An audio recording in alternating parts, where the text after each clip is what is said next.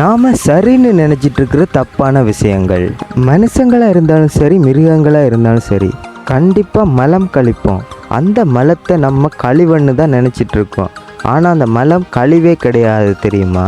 மலம் என்பது நாம உணவை சாப்பிட்ட அப்புறம் உடலுக்குள் செல்லும் உணவுகள் போஷணையாக மாறி உடலெங்கும் பரவும். போஷணையாக மாற முடியாத எஞ்சிய பதார்த்தங்களை தான் மலம்னு சொல்றோம். அதுதான் நம்மளுக்கு மலமா வெளியேறுது.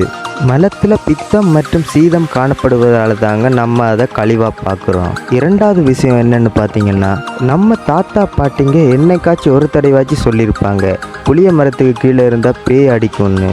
ஆனால் அதெல்லாம் ஒரு கட்டுக்கதை தாங்க, பேயெல்லாம் அடிக்காது. அதுக்கு என்ன காரணம்னு பார்த்தீங்கன்னா, மரங்கள் பகல் வேளையில் ஒளித்தொகுப்பு செய்யும். இது உங்களுக்கும் தெரியும். அது ஒளித்தொகுப்பு செய்யும் போது கார்பன் ஆக்சைடை உள்ளெழுத்து ஆக்சிஜனை வெளிவிடும்.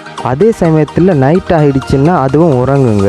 அப்படி உறங்கும் சமயத்தில் அதுவும் ஆக்சிஜனை உள்ளெடுத்து கார்பன் ஆக்சைடை வெளியிடும். அது உறங்கும் சமயத்தில் அதுக்கு கீழே நம்ம இருந்தோம்னா நம்மளும் மரமும் ஒரே செயற்பாடை செய்யும். அது கார்பன் ஆக்சைடை வெளிவிடும் சமயத்தில் நம்ம அதை சுவாசிக்கும் போது மூச்சு திணறல்கள் ஏற்பட்டு மரணம் கூட ஏற்படலாம்.